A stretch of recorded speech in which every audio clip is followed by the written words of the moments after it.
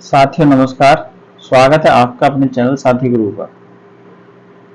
आज के इस वीडियो में हम आपके लिए लेकर आए हैं कक्षा 6 गणित विषय का पहला पाठ का दूसरा वीडियो। और इस वीडियो में हम सीखेंगे आज प्राकृतिक संख्याएं।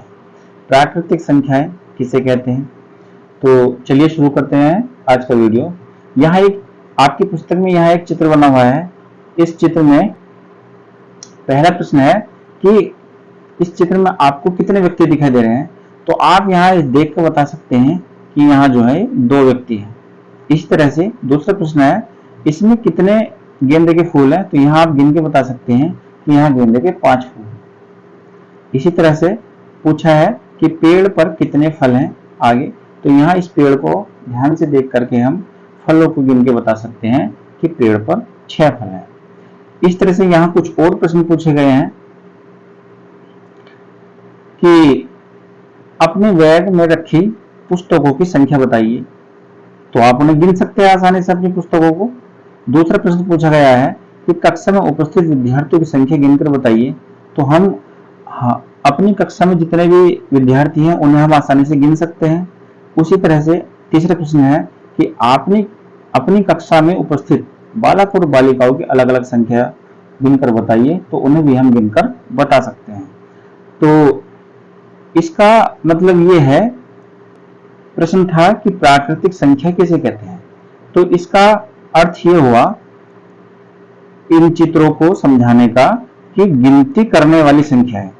गिनती करने वाली यानी काउंटिंग नंबर, गिनती करने वाली संख्याएं 1 2 3 4 5 6 7 8 9 10 11 12 जहां तक हम गिनती कर सकते हैं। जैसे हम छोटी कक्षाओं में एक कक्षा 1 से शुरुआत करते हैं। तो पहले हम 1 से 10 तक सीखते हैं, फिर 10 से 20 तक सीखते हैं और फिर 20 से 30 तक। इस तरह से इन संख्याओं को हम आगे बढ़ाते चले जाते हैं। फिर हम जो है 100 तक की गिनती सीख लेते हैं और उसी क्रम को आगे बढ़ाते हुए 200 300 400 500 यानी हम जहां तक हम गिन सकते हैं, यानी गिनने वाली संख्याओं को हम प्राकृतिक संख्या या प्राकृत संख्या कहते हैं।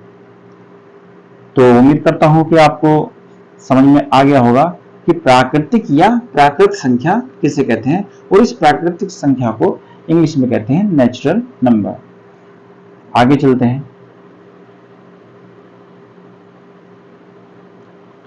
नेक्स्ट है हमारा कि प्राकृतिक संख्या का संख्या रेखा पर प्रदर्शन। अब संख्या रेखा पर प्रदर्शन है, संख्या रेखा पर हम कैसे संख्याओं को, प्राकृतिक संख्याओं को दर्शा सकते हैं। तो उसको हम यहाँ देख सकते हैं कि चित्र में यहाँ दिखाया गया है कि यदि हम एक कोई लाइन खींचे और इस लाइन पर अगर हम बिंदु बराबर अंतर से चिन्हित करें यानी प्रदर्शित करें और इनको हम जो है काउंटिंग नंबर दे दें 1 2 3 4 5 6 7, इस तरह से आगे इसे बढ़ा सकते हैं जहां तक हमें आवश्यकता है। तो ये हमारा इस तरह का प्रदर्शन जो है ये संख्या रेखा पर प्रदर्शित करना होता है। उस समान दूरी पर जो है इन अंकों को लिखना होता है।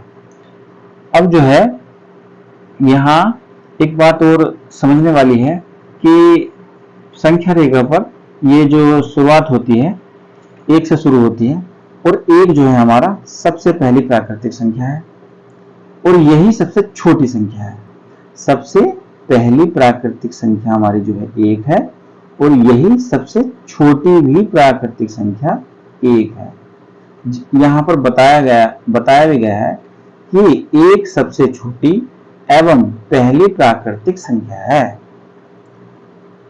इसी तरह से यहाँ एक बात और बताई गई है कि किसी प्राकृतिक संख्या के ठीक बाद आने वाली प्राकृतिक संख्या उसकी अनुवर्ती संख्या होती है।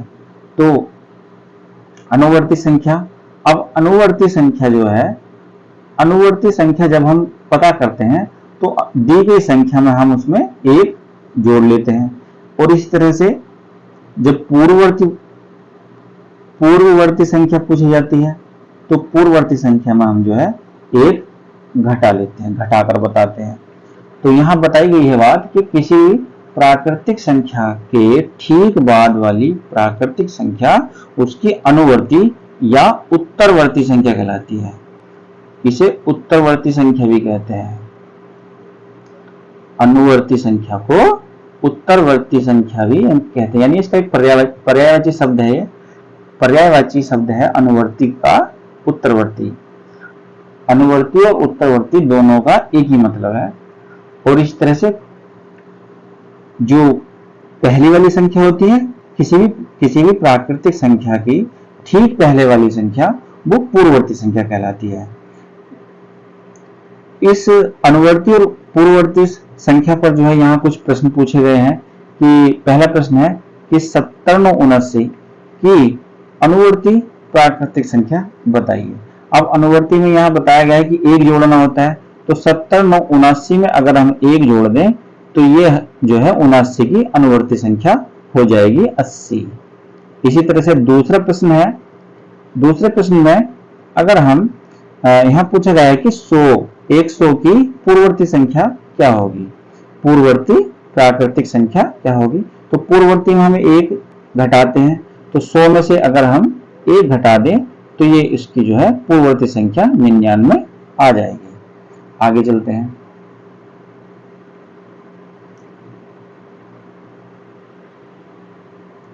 अब यहाँ कुछ और प्रश्न दिए गए हैं और कुछ बातें यहाँ बॉक्स में लिख करके बताई गई है। इस बॉक्स में लिखने का केवल एक ही अर्थ है कि आप इन बॉक्स में लिखी हुई बातों को ध्यान से पढ़ें और पढ़ने के बाद इनको याद रखना है। याद रखना है यानी कोई भी प्राकृतिक संख्या सबसे बड़ी प्राकृतिक संख्या नहीं होती। यहाँ एक बात बताई गई है कि कोई भी प्राकृतिक संख्या सबसे बड़ी प्राकृतिक संख्या नहीं होती, क्योंकि उसकी अनुवर्ती संख्या उससे भी बड़ी होती है। अनुवर्ती संख्या यानी यदि हम किसी प्राकृतिक संख्या में एक जोड़ दें तो उसकी एक अनुवर्ती संख्या हो जाएगी, वो उससे एक बड़ी हो जाएगी, तो पहली वाली प्राकृतिक संख्या उससे छोटी हो जाएगी। इसलिए यहाँ बताया गया है कि कोई भी प्राकृतिक संख्या सबसे बड़ी प्राकृतिक संख्या नहीं होती, क्योंकि उसकी अनुवर्ती संख्या उससे भी बड़ी होती है।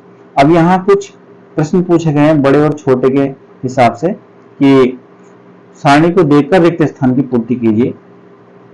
अब ये पहला वाला प्रश्न है, 3 बड़ा है 2 से, सही बात है। संख्या रेखा पर स्थिति बताइए। अब देखिए यहाँ संख्या रेखा है, ये संख्या रेखा है। अब अभी हमने पीछे पेज में हमने बताया था कि यदि हम संख्या रेखा पर समान दूरी पर निशान बनाएं और उस पर जो है अंकों को निरूपित करें तो हम 1 से शुरुआत करेंगे, 1 2 3 4 5 और 6। अब जो है यहाँ पहले प्रश्न में पूछा गया कि 2 की 3 बड़ी है 2 से, तो 2 की दाईं ओर 3 है, 2 के दाईं ओर 3 है। बात सही है कि यहाँ जो है 2 के दाईं ओर 3 है। इसी तरह से दूसरी पंक्ति में पूछा है कि 5 बड़ा है 3 से, 5 बड़ा है 3 से, सही बात है कि 5 बड़ा है 3 से और 3 के दाईं ओर 5 है। हाँ, 3 के दाईं ओर ही 5 है, ये दाईं ओर है इसका। इसी तरह से 8 बड़ा है 7 से, तो ये इस बॉक्स में हम बड़े का निशान लगा देंगे, ऐसे इस बॉक्स में हम, ये जो बॉक्स बना हुआ है इस बॉक्स में हम बड़े का निशान लगा देंगे। और यहाँ लिखा है कि 7 की और 8 है, तो किस ओर है 7 की और 8 आएगा। यहाँ मान लो यहाँ 6 तक आया था, 7 8 9 10, यानी यहाँ जो है यहाँ 7 और मैं यहाँ 8 लिख दूं। सॉरी, चलो एक बड़ी सही संख्या खींचते हैं। चलो ये है, ये बड़ी संख्या है, रेखा खींचते और इस पर जो हमने अंक निरूपित कर दिए समान दूरी पर।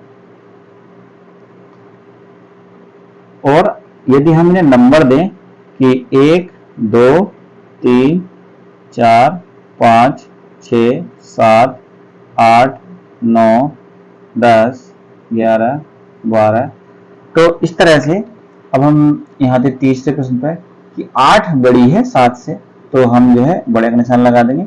और यहाँ लिखा है कि 7 की दाईं ओर 8 है, तो 7 के दाईं ओर 8 है, तो यहाँ हम जो है इस बॉक्स में लिख देंगे दाईं शब्द जो है इस बॉक्स में हम लिख देंगे। आगे तीसरा नेक्स्ट है कि 1 छोटा है 2 से, अभी छोटा निशान दूसरी साइड को लग गया, यानी 1 छोटा है 2 से, तो 2 की बाईं ओर 1 है, ये रहा। यहां पर 1 छोटा है 2 से और 2 के बाईं ओर 1 है। सही बात है कि 2 के जो है बाईं ओर इधर 1 है। इसी तरह से 3 छोटा है 4 से, तो इस बॉक्स में हम जो है इस तरह का निशान बना देंगे। ये 3 छोटा है 4 से और 4 की बाईं ओर 3 है, 4 के बाईं ओर 3 है, तो यहां बाईं शब्द लिख देंगे। बाईं, 3 के बाईं ओर 4 की बाईं ओर 3 है। दूसरा नेक्स्ट है इसके 2 छोटा है 5 से, हाँ है, और 5 की बाईं ओर 2 है, ये 5 है यहाँ पर और यहाँ 2 है, तो ये इसके बाईं तरफ हो गया। इसी तरह से 8 बड़ा है 6 से, 8 बड़ा है 6 से, तो बड़े का निशान आ रहा। 8 बड़ा है 6 से, तो 6 के दाईं ओर, सॉरी 6 की दाईं ओर 8 है, ये 6 है और ये 8 है, तो दाईं ओर हो गया। 6 के दाईं ओर 8 है, तो यहाँ हम जो है दाईं शब्द लिख देंगे। इसी तरह से 10 छोटा है 12 से, 10 छोटा है 12 से, तो 12 के बाईं ओर यहाँ बाईं शब्द लिख देंगे। 12 के बाईं ओर 10 है। इसी तरह से 3 छोटा है 5 से, ये निशान बना देंगे इस बॉक्स में। 5 के बाईं ओर 3 है, तो यहां जो है बाईं शब्द आ जाएगा।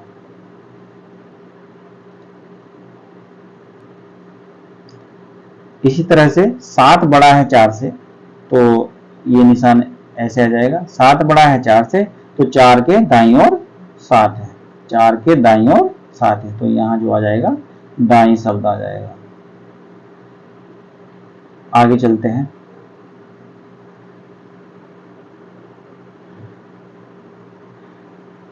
अब जो है यहां लिखा है कि पूर्ववर्ती और अनुवर्ती संख्या है, सॉरी यहाँ एक बॉक्स में निष्कर्ष भी दिया गया है।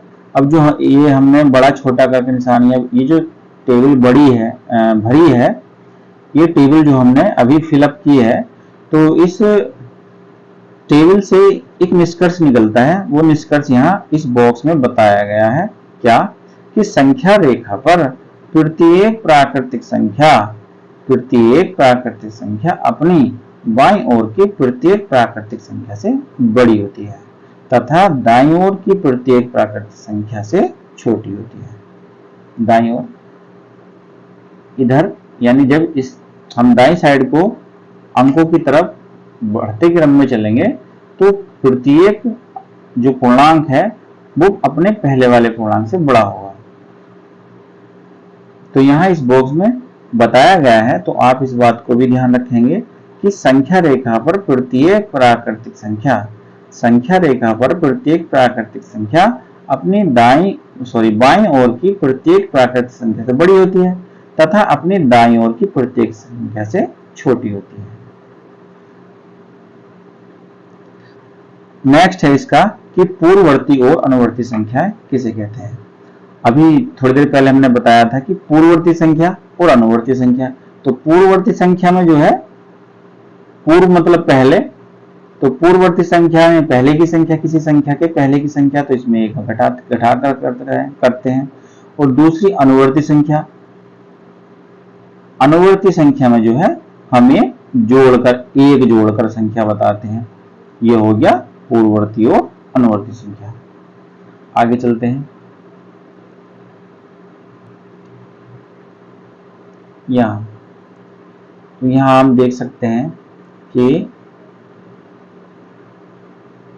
प्राकृतिक संख्या 5, 6, 13, 8, 20, 40, 22, 2, 1, और नीचे जो है लिखा है पूर्ववर्ती प्राकृतिक संख्या। अब 5 है, 5 जो है, 5 की पूर्ववर्ती क्या होगी भैया? 5 में से जो है 1 घटा दो, तो कितना बचा? 4। तो देखो 4 लिखा है यहाँ, 4। दूसरा 6 की पूर्ववर्ती संख्या क्या होगी? 6 में से हम 1 घटा देंगे तो बचेगा 5, तो ये 5 आ गई। इस तरह से यहाँ भरने के लिए दी गई है ये टेबल, तो हम भर लेंगे।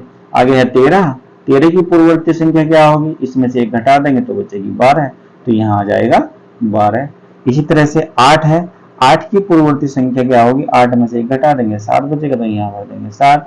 इस तरह से 20 है, 20 की पूर्ववर्ती संख्या क्या होगी, 19 होगी, एक घटाने के बाद, तो हम यहाँ भर देंगे 19। इसी तरह से 40 है, 40 की भरी हुई है, ये 40 की पूर्ववर्ती संख्या, 40 में जब हम एक घटाएंगे तो बचेगा 39, जो पहले से लिखी हुई है। इस तरह से 22 है, 22 है, आगे 22 है, यहाँ पर 22 की पूर्ववर्ती संख्या क्या होगी, 22 में से एक घटाएंगे बचेगा 21, 21 भी लिखा हुआ है। इस तरह से 2 है, अब 2 की पूर्ववर्ती संख्या क्या होगी, 2 में से एक घटा देंगे, एक बचेगा, तो यहाँ एक भर देंगे। इसी तरह से आगे है महत्वपूर्ण सवाल कि एक की पूर्ववर्ती संख्या क्या होगी। तो दोस्तों एक की कोई भी पूर्ववर्ती संख्या नहीं होती, तो कोई नहीं होती, एक की पूर्ववर्ती संख्या कोई नहीं होती, इसे लिखा है कोई नहीं। तो यहां भी लिख के बताया है मोटे काले अक्षरों में कि एक की कोई पूर्ववर्ती प्राकृतिक संख्या नहीं होती। अब नीचे की दूसरी टेबल है, सारणी है, इसका आप लोग इसे देखिए। चलो इसे देख लेते हैं कि प्राकृतिक संख्या 1 2 3 4 5 और 25 19 23, ठीक। और ये बॉक्स जहां ये भरने के लिए दिए गए हैं खाने, नीचे है अनुवर्ती संख्या भरेंगे। तो चलिए इसे देखते हैं। अब क्या है, एक प्राकृतिक संख्या है। अब एक की प्राकृतिक अनुवर्ती संख्या क्या होगी, अब अनुवर्ती संख्या पूछी है, पहले थी पूर्ववर्ती, अब है अनुवर्ती। अनुवर्ती संख्या में जो हम एक जोड़ते हैं, अनुवर्ती संख्या में हम जो है एक जोड़ लेते हैं। अब क्या, पहला एक है, एक की अनुवर्ती संख्या क्या होगी, एक में जब हम एक जोड़ेंगे तो 2 आएगा, यहाँ 2 लिखा हुआ है। ऐसी 3 है, 3 की अनुवर्ती संख्या या उत्तरवर्ती संख्या, अनुवर्ती संख्या या उत्तरवर्ती संख्या क्या होगी, 3 में एक जोड़ेंगे तो 4 आ जाएगा, 4 लिखा है। ऐसी 5 है, 5 की उत्तरवर्ती संख्या, 5 में एक जोड़ेंगे तो 6 आ जाएगा, तो यहाँ हम भर देंगे 6। इसी तरह से अब नीचे लिखा 18, 18 किसी संख्या की अनुवर्ती संख्या है, तो उसकी पूर्ववर्ती संख्या क्या होगी, ऊपर प्राकृतिक संख्या यहाँ भरना है, तो ये तो पूर्ववर्ती होगी, तो पूर्ववर्ती में से एक घटा देंगे यानी 17 बचेगी, तो यहाँ आ जाएगा 17। अब हम पढ़ सकते हैं कि 17 प्राकृतिक संख्या की अनुवर्ती संख्या क्या होगी, 18 होगी। अब सही हो गया। ऐसी नेक्स्ट है 25, तो 25 में क्या है, 25 जो एक प्राकृतिक संख्या है, इसके अनुवर्ती संख्या क्या होगी, 25 में एक जोड़ देंगे तो ये हो जाएगा 26, तो यहाँ हम 26 भर देंगे। ऐसी 19 है, 19 प्राकृतिक संख्या की अनुवर्ती संख्या क्या होगी, इसमें एक जोड़ देंगे तो यहाँ हो जाएगा 20, तो हम यहाँ 20 भर देंगे। ऐसी 23 है, 23 की अनुवर्ती संख्या क्या होगी, 23 में एक जोड़ेंगे तो यहाँ हो जाएगा 24, तो यहाँ हम 24 भर देंगे।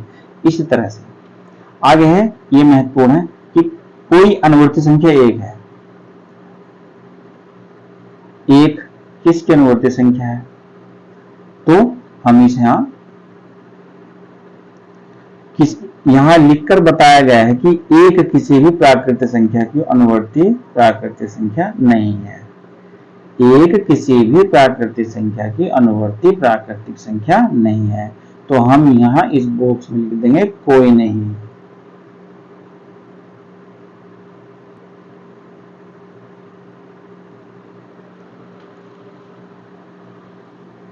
एक किसी भी प्राकृतिक संख्या की अनुवर्ती प्राकृतिक संख्या नहीं है, तो यहाँ कुछ नहीं आएगा। आगे चलते हैं।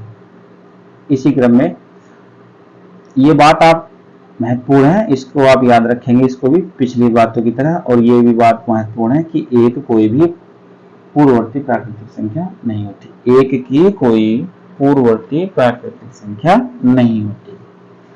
अब आगे देखिए क्रमागत संख्या। अब देखिए क्रमागत, एक शब्द है क्रमागत, यहाँ लिखा है क्रमागत संख्या किसे कहते हैं, तो देखिए क्रमागत ये शब्द है। क्रमागत का मतलब होता है क्रम से आने वाला, एक के बाद एक, यानी एक को जोड़कर क्रम से आने वाली संख्या है, क्रम से आने वाली संख्याएं जो है वो होती हैं क्रमागत संख्याएं। क्रम से आने वाली संख्याएं जो होती हैं वो होती हैं क्रमागत संख्याएं। जैसे इसमें लिख के बताया गया है कि यहाँ पर 4, 4 के बाद 5, 5 के बाद 6, इसी तरह से 6 के बाद 7 और 7 के बाद 8, 8 के बाद 9। और यहाँ कुछ ये संख्या दी है 108, 108 के बाद 109, 109 के बाद 110, ऐसी 111, 112, 113, 114।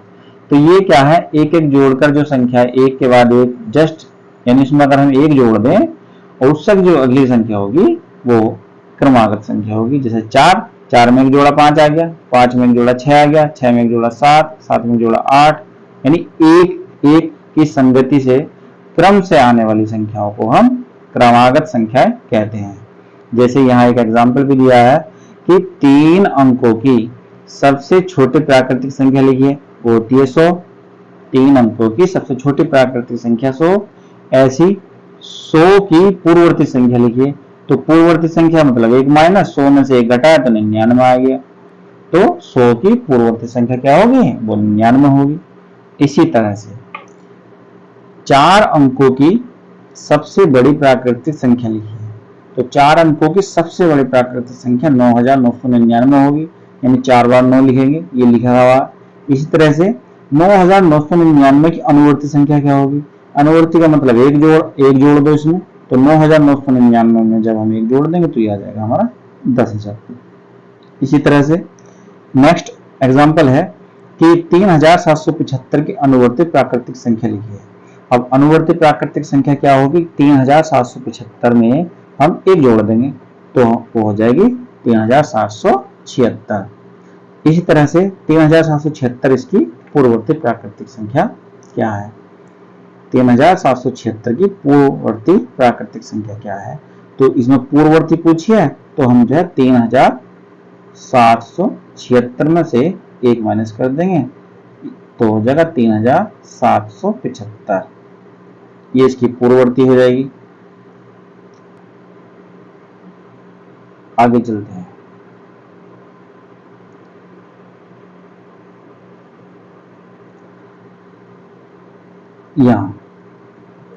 यहां पर जो है कुछ चित्र दिए गए हैं।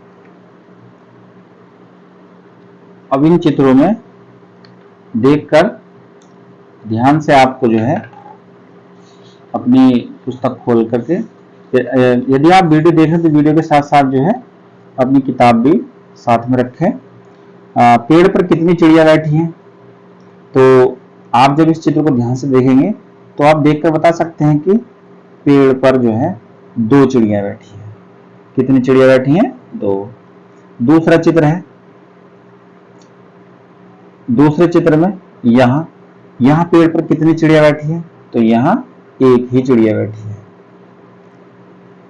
ऐसे ही तीसरे चित्र में कितनी चिड़िया बैठी हैं, तो तीसरे चित्र में यहाँ कोई चिड़िया नहीं बैठी। तीसरे चित्र में कोई भी चिड़िया नहीं बैठी।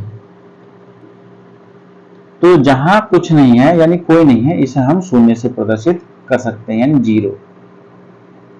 जहां कोई चिड़िया नहीं है तो हम बता सकते हैं कि यहां पर 0 चिड़िया बैठी, यानी कोई चिड़िया नहीं बैठी। तो इस तरह से हमें शून्य की आवश्यकता पड़ी, यानी जहां कुछ नहीं है, कुछ नहीं का मतलब खाली या कुछ नहीं, जहां कुछ नहीं है उसको हम जो है 0 से प्रदर्शित कर सकते हैं, यानी हम जीरो की हमें आवश्यकता पड़ती है जब हम किसी खाली या कुछ नहीं शब्द को दर्शाते हैं अंकों में, तो वहां हमें आवश्यकता पड़ती है शून्य की, यानी 0 की। अब हम जो है इस शून्य के बारे में थोड़ी जानकारी प्राप्त करेंगे। तो यहाँ पर थोड़ा मिसप्रिंट हो गया है, इसको आप ध्यान से पढ़िएगा कि एक डिब्बे में 10 गोलियां हैं। इन गोलियों को 10 विद्यार्थियों में बराबर बांटिए। तो 10 विद्यार्थी हैं और 10 ही गोली हैं, 10 विद्यार्थी हैं 10 ही गोली हैं, तो प्रत्येक पर एक गोली आ जाएगी। एक एक गोली मिली, डिब्बे में अब कितनी गोली बची, अब डिब्बे में कितनी गोली बची, तो यहाँ जो है डिब्बे में कोई गोली नहीं बची, तो इस डिब्बा खाली हो गया है। तो इस खाली स्पेस को हम प्रदर्शित करने के लिए हमें जीरो की आवश्यकता पड़ेगी और इसे हम शून्य कहते हैं। तो यहाँ एक महत्वपूर्ण बात ये याद रखनी है कि शून्य जो है,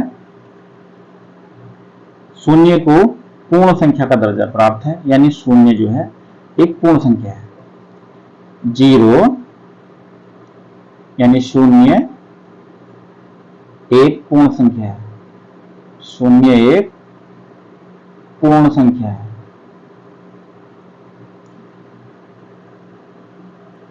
और प्रश्न यहां एक बनता है कि पूर्ण संख्या किसे कहते हैं, पूर्ण संख्या कौन सी होती है। अभी तो आपने पढ़ी प्राकृतिक संख्या, अब आ गई है, अब शब्द आया है पूर्ण संख्याएं। अब पूर्ण संख्या किसे कहते हैं, तो इसमें कंफ्यूज होने की कोई आवश्यकता नहीं है, बस थोड़ा सा इसमें हमें ऐड करना है शून्य को, यानी जो हमने प्राकृतिक संख्या बताई हैं कि गिनने वाली यानी गिनती करने वाली जो प्राकृतिक संख्या एक से शुरू हो रही थी, 1 2 3 4 5 6 जहां तक भी हम गिन सकते हैं, बस इसमें शुरू में शून्य और शामिल कर लीजिए, तो ये हमारी बन जाएंगी पूर्ण संख्या। ये हमारी क्या बन जाएंगी, पूर्ण संख्या है। यानी 0 1 2 3 4 पूर्ण संख्या है। केवल प्राकृतिक संख्याओं में शून्य को जब शामिल कर लिया जाता है तो वे पूर्ण संख्या कहलाती है। बस ये बात आपको ध्यान रखनी है कि जीरो से ले 0 1 2 3 4 5 6 7 8 ये आगे को संख्या जो है 9 10 11 12 13 14 15 16 17 18 19 20 ये सारी जो है पूर्ण संख्या होती है। और यहाँ एक महत्वपूर्ण बात और है कि जो शून्य है, शून्य जो है हमारी सबसे छोटी पूर्ण संख्या होती है। यहाँ बॉक्स में बताया भी गया है कि शून्य सबसे छोटी पूर्ण संख्या है, क्योंकि प्रत्येक पूर्ण संख्या से बड़ी पूर्ण संख्या होती है, प्रत्येक पूर्ण संख्या से बड़ी पूर्ण संख्या होती है, अतः कोई भी पूर्ण संख्या सबसे बड़ी पूर्ण संख्या नहीं होती। ये बात महत्वपूर्ण है जो आपको याद रखनी है। क्या मैं फिर से बताता हूं, अभी हमने प्राकृतिक संख्या पढ़ी है। प्राकृतिक संख्या वे संख्या होती है जिनके द्वारा हम गिनती कर सकते हैं, जो एक से शुरू होती है, 1 2 3 4 5 6 7 8 9 10 11 12 13 14 जहां तक भी हम गिनती कर सकते हैं वो होती है प्राकृतिक संख्याएं। और इन प्राकृतिक संख्याओं में अगर हम, अब बात आती है पूर्ण संख्या होगी, पूर्ण संख्या किसे कहते हैं, बस इन प्राकृतिक संख्याओं शून्य और शामिल कर लीजिए, 0 1 2 3 4 5 6 7 8 9 10 11 12 13 14 15 16 जहां तक भी संख्या है, तो ये हमारी पूर्ण संख्या कहलाती है। अब यहाँ जीरो ऊपर जो है प्राकृतिक संख्या में प्रश्न था कि सबसे छोटी प्राकृतिक संख्या 1 होती है, और यहाँ शून्य जो है पूर्ण संख्या होती है और सबसे छोटी पूर्ण संख्या शून्य होती है। सबसे छोटी पूर्ण संख्या जो होती है वो शून्य होती है। उम्मीद करता हूं कि आपकी ये बात समझ में आ गई होगी कि प्राकृतिक संख्या क्या होती है, कौन कौन सी होती है, और पूर्ण संख्याएं कौन कौन सी होती हैं।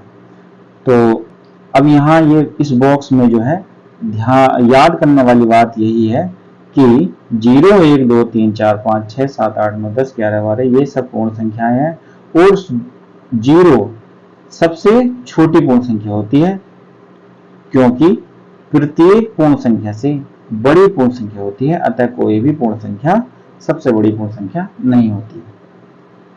अगर प्रश्न पूछा जाए कि सबसे बड़ी पूर्ण संख्या बताइए, सबसे बड़ी पूर्ण संख्या बताइए, सबसे बड़ी पूर्ण संख्या कौन सी होती है? तो सबसे बड़ी पूर्ण संख्या कोई नहीं होती, क्योंकि प्रत्येक पूर्ण संख्या से बड़ी पूर्ण संख्या होती है। प्रत्येक पूर्ण संख्या से बड़ी पूर्ण संख्या होती है, इसलिए कोई भी पूर्ण संख्या सबसे बड़ी पूर्ण संख्या नहीं होती। अब इन पूर्ण संख्याओं को, पहले था प्राकृतिक संख्याओं को संख्या रेखा पर प्रदर्शित करना, अब है पूर्ण संख्याओं को संख्या रेखा पर प्रदर्शित करना। पहले संख्या रेखा पर 1 से शुरुआत हो रही थी, सॉरी, पहले जो है प्राकृतिक संख्या 1 से शुरू हो रही थी, अब जो है ये थी प्राकृतिक संख्या। अब जो है अब पूर्ण संख्या बात हो रही है, तो यहां 0 से शुरू होगी, पहले 0 लिखा जाएगा, सॉरी 2 आ गया, 1 2 3 4 5। पूर्ण संख्या जो है वो 0 से शुरू होगी संख्या रेखा पर। आगे चलते हैं।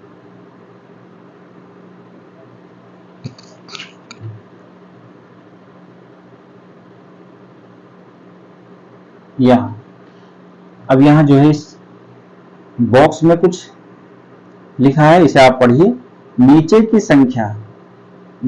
संख्या रेखा देखकर बताइए कि बिंदु ए बी सी तथा डी द्वारा कौन सी पूर्ण संख्या निरूपित होती है। अब देखिए, यहां इस संख्या रेखा पर बिंदु समान दूरी पर प्रदर्शित किए गए हैं और ऐसे ही किए जाते हैं हमेशा। और यहां शुरुआत हुई है पूर्ण संख्याओं की 0 से, क्योंकि सबसे छोटी पूर्ण संख्या 0 होती है। 0 के बाद 1, 1 के बाद 2, 2 के बाद यहाँ 3, 2 के बाद 3, 3 के बाद 4, 4 के बाद 5, 4 के बाद 5, 5 के बाद 6, 6 के बाद 7 और डी पर आएगा 8। तो अब इस प्रश्न का जवाब क्या हो गया कि ए क्या है? ए तो 3 है, और बी क्या है? बी पर आया 5, और सी पर आया है 6, और डी पर आया है 8। तो इसका जवाब यानी उत्तर हो गया ए, बी, सी तथा डी कौन कौन सी पूर्ण संख्याओं को निरूपित करते हैं? ए करता है 3 को, बी करता है 5 को, सी करता है 6 को, डी करता है 8 को। ये इसका सही जवाब हो गया। ऐसी दूसरा प्रश्न है कि 1 की पूर्ववर्ती पूर्ण संख्या बताइए। 1 की पूर्ववर्ती पूर्ण संख्या बताइए। तो 1 की पूर्ववर्ती पूर्ण संख्या क्या होगी? 0 होगी, 1 से पहले 0 है। 13 की पूर्ववर्ती संख्या क्या होगी? अब 13 है, पूर्ववर्ती पूछा है तो 1 माइनस कर देंगे तो 12 आ जाएगी। ऐसे 14 की अनुवर्ती संख्या क्या होगी? 14 है, अनुवर्ती का जोड़ 1 जोड़ देंगे इसमें, तो इसका मतलब 15, ये 15 हो जाएगी। 4वें प्रश्न का क्या उत्तर हो जाएगा? 15। 14 की अनुवर्ती संख्या, अनुवर्ती पूर्ण संख्या क्या होगी? वो 15 है। ऐसी जैसे फिर से शब्द आया क्रमागत। अब यहाँ क्रमागत शब्द है, यही क्रमागत शब्द प्राकृतिक संख्याओं के लिए था और यही क्रमागत पूर्ण संख्याओं के लिए है। तो यहाँ है क्रमागत पूर्ण संख्याएं कौन कौन सी होती हैं? तो क्रमागत पूर्ण संख्याएं वही होती हैं जो एक एक की संगति से ही आती हैं। जैसे प्राकृतिक संख्याएं क्रमागत बताई थी, उसमें हमें एक संख्या में एक जोड़ करके जो संख्या आती है, प्रत्येक संख्या में एक जोड़ के उससे अगली संख्या लिखेंगे, फिर उसमें एक जोड़ेंगे, फिर उससे आगे की संख्या आ जाएगी, फिर उसमें एक जोड़ेंगे, फिर उससे आगे की संख्या आ जाएगी। तो ये होती है क्रमागत पूर्ण संख्याएं। अब जो है यहाँ लिखा है 2, 3 और 4, ये जो है 3 संख्याएं हैं और ये तीनों जो है क्रमागत कहलाएंगी, क्योंकि इनमें प्रत्येक संख्या में एक जोड़ करके उसकी अगली संख्या है। जैसे 2 में एक जोड़ा 3 आ गया, 3 में एक जोड़ा 4 आ गया। ऐसे ही ये दूसरा सेट है 7, 8, 9, ये भी जो है क्रमागत है। ये भी क्रमागत पूर्ण संख्याएं हैं, ये भी क्रमागत पूर्ण संख्याएं हैं।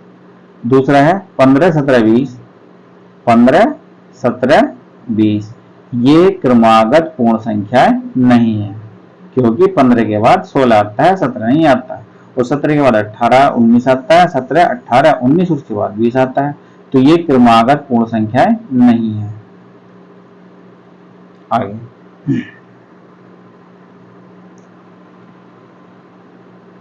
अब देखिए यहाँ बॉक्स में कुछ बात बताई गई है, इसे आप ध्यान से याद रखिएगा।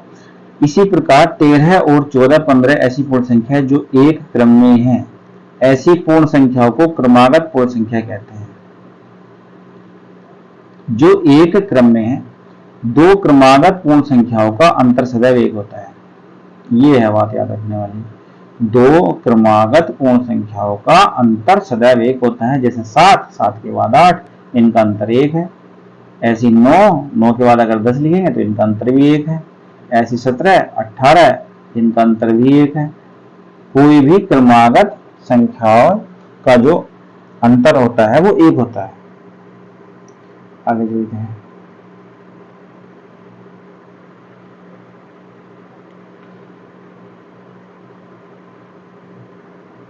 नेक्स्ट है इसका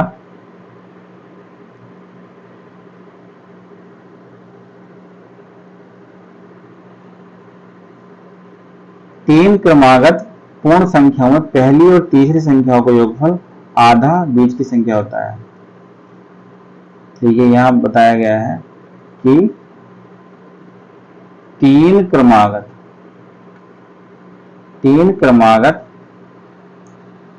संख्या है, 3, 4, 5 लीजिए। तीन क्रमागत संख्या हमने 3, 4, 5 ले ली। पहली संख्या और तीसरी संख्या, पहली वाली संख्या यानी 3 और तीसरी संख्या 5, पहली संख्या और तीसरी संख्या जोड़िए। पहली संख्या और तीसरी संख्या जोड़िए, यानी 3 और 5 को अगर हम जोड़ेंगे तो 8 आ जाएगा। ये 8 आ गया। उत्तर से बीच वाली संख्या की तुलना कीजिए। कोई भी तीन क्रमागत पूर्ण संख्याएं लेकर यही क्रिया दोहराइए, क्या निष्कर्ष निकलता है? तो इसका निष्कर्ष यही निकलता है कि तीन क्रमागत पूर्ण संख्याओं में पहली और तीसरी संख्याओं के योगफल का आधा बीच की संख्या होती है। अब यहां जो है पहली और तीसरी संख्याओं का योगफल 8 आ गया, और इसका आधा, 8 का जो आधा होगा वो 4 होगा, यानी बीच की संख्या होगा। ये यहां इसका निष्कर्ष निकलता है। तीन क्रमागत पूर्ण संख्याओं में पहली और तीसरी संख्याओं के योगफल का आधा बीच की संख्या होता है। तो दोस्तों वीडियो काफी लंबा हो जाएगा, इसलिए इस वीडियो को ज्यादा लंबा ना करके जल्दी से समाप्त करते हैं। यहाँ एक एग्जाम्पल और है कि तीन क्रमागत पूर्ण संख्याओं में पहली और तीसरी का योगफल 40 है, संख्या ज्ञात कीजिए।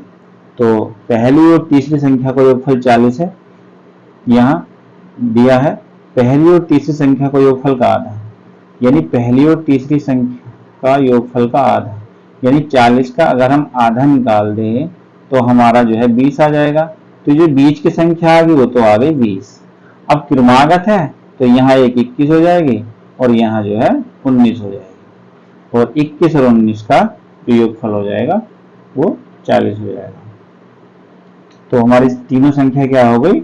19, 20 और 21।